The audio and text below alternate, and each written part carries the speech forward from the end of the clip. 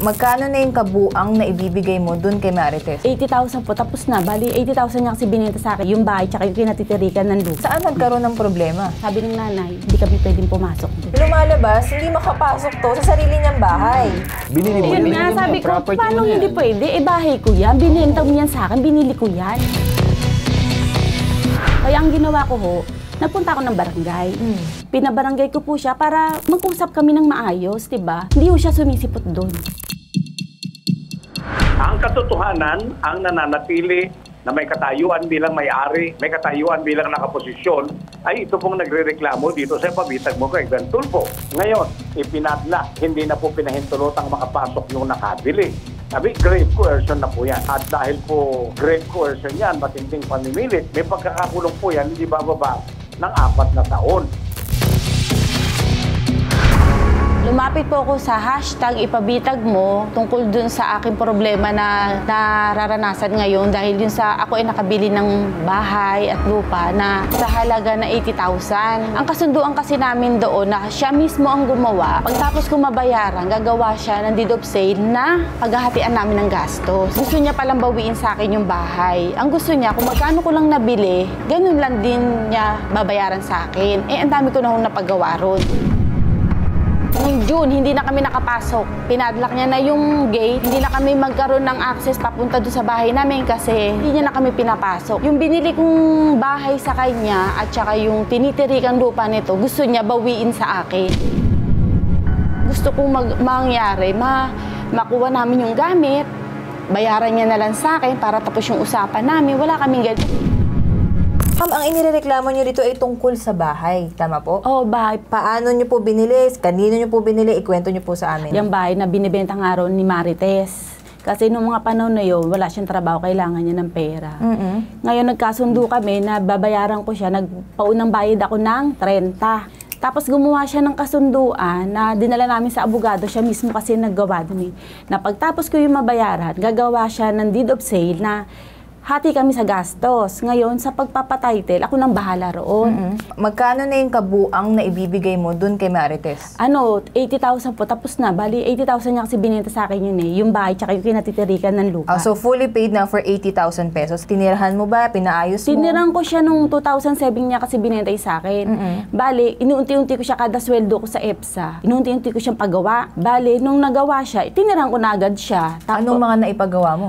Bintana, pinto, sahig, kwarto, tapos kisame, lababo, lahat ng nandoon. Sa'yo na yun? Ikaw Sa akin na yun? lahat yung pati mga pinto, pas pinagawaan ko siya ng terrace sa taas. Kung Yan. ngayon napaganda mo yung bahay, natirahan mo din, saan nagkaroon ng problema? Ang dami niya ng gustong ang dami niya ng demand. Ito lang, itong mga ganito, na hindi ko daw siya pwedeng patirhan.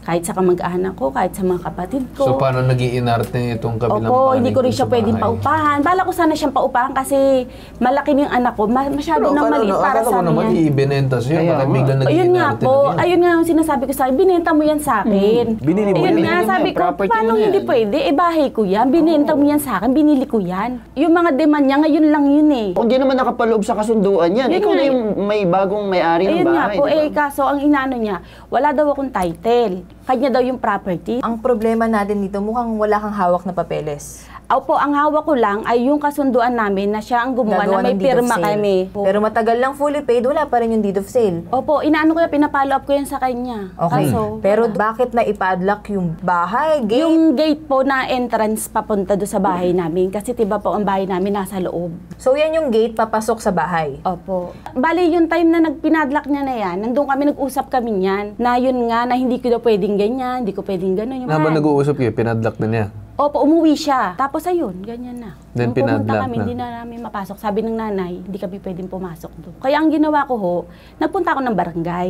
Pinabarangay ko po siya para matpatawag siya, mag-usap kami ng maayos, 'di ba? Hindi ho siya sumisipot doon. Kahit 3 beses ko yung pinatawag. Sabi daw ni Marites, hindi siya sisipot kahit anong patawag.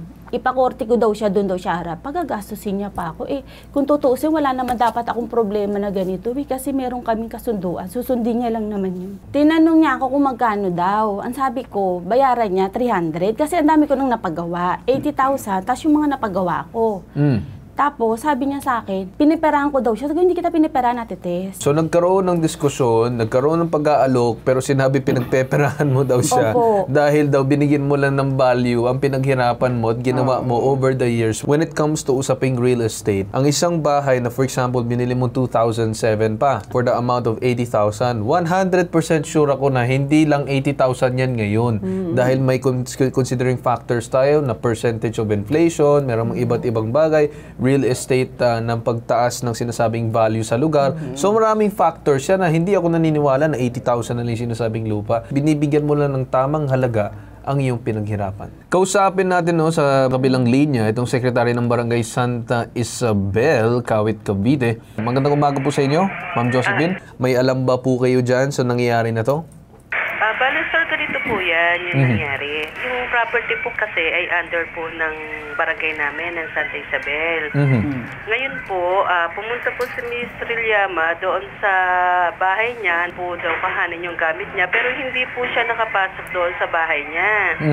Kasi ang sabi niya po sa barangay ay nakapadlock daw po, kaya nagpasama po siya sa tanod po namin. Kaya binigyan po namin siya ng 2 taon sasama sa kanya para po makapasok doon sa bahay, para makuha po yung gamit nila. Then nung sinamahan po, hindi naman po sila pinapasok. Yung sabi nga po ni Miss Regina na yung pong kanyang nanay po ni Miss Marites yung nandoon na nakapadlock, ayaw po silang papasukin. Eh hindi naman po din namin pwedeng pilitin na pumasok, sir, kasi baka maanuhan pa ng kami, makasuhan pa. And then after that po, bumalik sila uli ng June 10. Opo, para po magpakasakaling makapasok na po sila noon June 10, hindi pa rin po sila pinapasok. Bakit daw nila ayaw ipapasok ito sa bahay? Kasi nga daw po, meron daw po silang reklamo na kailangan magharap kay Miss Marites nga. Ganun po ang sinasabi, kaya ayaw pong papasukin noong nanay. Anong kinalaman nun, ma'am? Bahay niya yun. Kayo na mismo nagsabi, bahay niya yun. Yun nga po, ma'am, ayaw papasukin. And then, nung nung nalaman po nga namin na yung mismo si Miss Marites, hindi po residente po, ma'am, ng Santa Isabel. So hindi po nagpaalam sa barangay na may Hindi gagawin po. pagpapadlock. Wala pong ganun. Wala po, ma'am, wala po. Nabanggit nyo rin, ma'am, na hindi nyo residente si Ma'am Marites. Taga saan po ito? Sila po ay under din sila ng Kawit, pero ibang barangay po, Putol Magdalo po ang nakakasakop sa residente po nila. Lumalabas, hindi makapasok to sa sarili niyang bahay.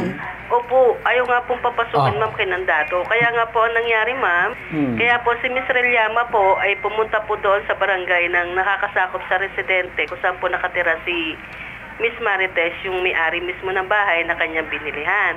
Kaya doon na po sila nagharap. Pero Ma'am Josephine, para lang maging klaro po, si Ma'am Regina po, kinikilala niyong residente at matagal lang nakatira dyan. Dati po siyang residente ng Santa Isabel, ma'am. So ma'am, masasabi ninyo na talagang umalis siya dun sa lugar dahil nga kinikilala niya as said and done, nabenta na yung sinasabing lupa and bahay. But siguro masabi na lang natin na maybe nakita niya at pinagka-interesan siguro. Kaya ngayon parang binabalik-balikan na yung said bahay, di ba po ba? Siguro nga po, sir. Kaya siguro ayaw niya ibigay kay Miss Rilliama. Alright. Sige po, Ma'am Josephine, I think nakuha na namin yung impormasyon na kailangan po namin para ma-assess po ang ganitong klaseng sitwasyon. So, let's read first yung sinasabing statement ng respondent para marinig din ni Attorney Badas. Sinubukan ng bitag na imbitahan na sumagot sa aming programa itong si Marites, ngunit tumanggi itong sumagot sa aming programa. Ayon sa kanya, hihintayin na lamang daw niya mag-file ng kaso sa korte si Regina at doon na lamang daw siya haharap. Nakakatawa lang na kung saan magtatago pa sa kasuhan itong isang tao na mukhang talagang pinagkakainteresan ng isang bahay. We are willing to go to the risk o para lang mawalan ng bahay ang isang tao dahil lang binabawi at nagbago ka ng isip ng sinasabing pagbawi doon sa sinasabing bahay. Ngayon naman umakausap natin sa kabilang linya itong si Attorney Batas Mauricio and to see kung ano ba ang kanyang panig or analysis tungkol dito sa nangyaring sinasabing pagpapadlock dun sa bahay. Magandang umaga po, Attorney Batas. Magandang umaga po, Ginoong Carl Tulfo. Magandang umaga po sa ating sambayanang nasa ipabitag mo ni Ben Tulfo. Hindi ko po maunawaan, ito pong ating mga kababayan, kahit pa naman sa kanya yung bahay niya, pinagbili na niya. At pagkatapos, nagpalit na po, binigay na yung pumosisyon sa bahay at lupa sa ibang tao, nawawala na po siya ng karapatan, Ginoong Carl Tulfo. Ang karapatan na dyan, yung pong nakabili kahit hindi pa nakakakompleto ng kabayaran. Ngayon, ipinadlock, hindi na po pinahintulotang makapasok yung nakabili. Sabi, grave coercion na po yan. Criminal na po yung itinuturing ng ating Kodigo Penal ng Pilipinas. At dahil po grave coercion yan, matinding pamimilit, may pagkakakulong po yan, hindi bababa ng 4 na taon. Ang pagiging payo po natin dito, doon po sa nagbenta na nagpadlock, ibalik na po niya kaagad yung pamumosisyon dyan po sa nakabili ng kanyang bahay at lupa, bagamat siguro may problema silang dalawa, upang magkaroon po ng kagaanan yung kanyang pananagutang kriminal dito po sa kanyang ginawa, paglalagay ng padlock, pagpipigil sa nakabili na muling makapasok sa tahanan na yan. Wala na po siyang pakialam doon, Ginoong Carl Tulfo, kung hindi man nakatira yung nakabili o may ibang pinatitira o nung pinuntahan nung nagbenta wala nang makita. Ang mahalaga, naibigay na po niya yan sa iba at hindi na niya basta-basta pwedeng kunin yan, pamumosisyon na yan, batay lamang sa kanyang paniniwalang meron siyang karapatan. Is there anything that the barangay can do? Kasi sinasabi nila kanina na natatakot sila na baka masampahan sila ng kaso. Can they assert to the said nagpapakilalang may-ari na buksan yung sinasabing lock at pabalikin itong si Ma'am Regina? Sa ngayon po, sa kasalukuyang takbo ng mga pangyayari inilahad sa ipabitag mo ni Ben Tulfo, maliwanag po na ang tinatawag nating last factual and legal situation yung pong pagmamay-ari nito pong nagrereklamo dito po sa ipabitag mo kay Ben Tulfo. Yun po yung katotohanan. Ibig sabihin, kahit saan po makarating ito, ang katotohanan ang nananatili na may katayuan bilang may-ari, may katayuan bilang nakaposisyon, ay ito pong nagrereklamo dito sa pabitag mo kay Ben Tulfo. Dahil po dyan, may karapatan po siyang pasukin yung pong bahay na yan kahit pa binakuran, kahit pa nilagyan ng padlock. Ano ang pwedeng gawin ng barangay? Well, humihingi po ng tulong ang ating complainant at sa ilalim po ng aking binabanggit madalas po dito sa ipabitag mo ni Ben Tulfo, meron po yung Article 16 ng Local Government Code of 1991, yun po yung Republic Act 7160. At ang Article 16 po niya na yung pangkalahatang kapangyarihan upang magpatupad ng kaayusan sa isang barangay, sa isang lungsod, sa isang bayan, sa isang lalawigan. Police power po ang tawag dyan. At dahil dyan, may karapatan po sila na manghimasok dahil may kahilingan sa pagtulong ito pong naabuso, na agrabyadong siya pong kinikilalang may-ari, siya pong kinakilalang nakaposisyon. Hindi po magkakaroon ng pananagutang kriminal o kahit na pananagutang administratibo ang mga nasa barangay na tutulong dito po sa may-ari upang kanyang muling bawiin yung pamumosisyon kung yun ang gusto niya. O di kaya makuha man lang yung mga gamit na natitira pa doon sa loob ng bahay na ipinadlock, bahay ng pintuan ay nilagyan na ng bakod. Ayan, Ma'am Josephine, narinig niyo po ba? Oh, yes ma'am, narinig ko po. Opo. So, pwede bang makasuhan ng trespassing itong may-ari para lang pumasok dun sa sarili niyang bahay? I-advance na natin yung tanong, attorney, kasi hindi sasagot yung respondent natin, attorney. Ang trespassing po dyan, ang ibig sabihin, pagpasok sa isang bahay ng may bahay nang walang pahintulot. Ito po ang may-ari Yung pong humihingi ng tulong sa pabitag mo, ni Ben Tulfo humihingi ng tulong sa barangay. Yan po ang kinikilala na may-ari at kinikilalang nakaposisyon. So hindi po siya makakasuhan ng trespassing o ano po mang ibang uri ng panghihimasok dahil sarili niyang pag-aari. Yan pong istruktura na yan, yan pong lupa na yan. Kung nag-iisip yung nagbenta nung unang panahon na babawiin niya yan, dumaan muna siya sa hukuman. Ngayon, sasabihin niya, demandahin nyo na lang ako. Hindi po. Hindi magdedemanda. Ito pong kasalukuyang may-ari sapagkat siya ang may karapatan, pwede niyang gawin ang kanyang nais maibigan, nais gustong gawin. Kung humihingi po ng tulong sa barangay, huwag po natin pagkakaitan ng tulong dahil nasa kanya ang karapatan ng batas. Doon naman sa part nitong kabilang panig, what if naman sabihin niya, kasi narinig ko sa aming staff nung pag-uusap daw doon sa kanya, parang may pangangatwiran pa siya na sinasabi, ay sinubukan ko lang. Sinubukan ko lang nabigyan ng sinasabi nga, ibenta yung bahay sa kanya. Sinubukan ko lang. May mga ganong klase mong pananalita, attorney, na parang biglang binabawi itong sinasabing kasunduan. Baka naman sabihin niya, ay hindi, back out na ako dyan, ganyan-ganyan. Hindi po pinapayagan ng batas, Ginoong Carl Tulfo, na ituring na biro-biro lang yung bentahan o yung bilingan. Lalo na po, karapatan sa pagmamayari ang pinag-uusapan yan. Kung sasabihin po, nung nagbenta, sinubukan ko lang, pasensya na siya. Yung subok niyang yun, nagbigay na po ng epektong legal. Tama. Nagbigay na po ng tinatawag na legal consequence. Legal effect. And the legal effect and legal consequences, inalis sa kanya yung karapatan upang magpatuloy na maging may-ari ng bahay at lupa na kanyang ipinagbili.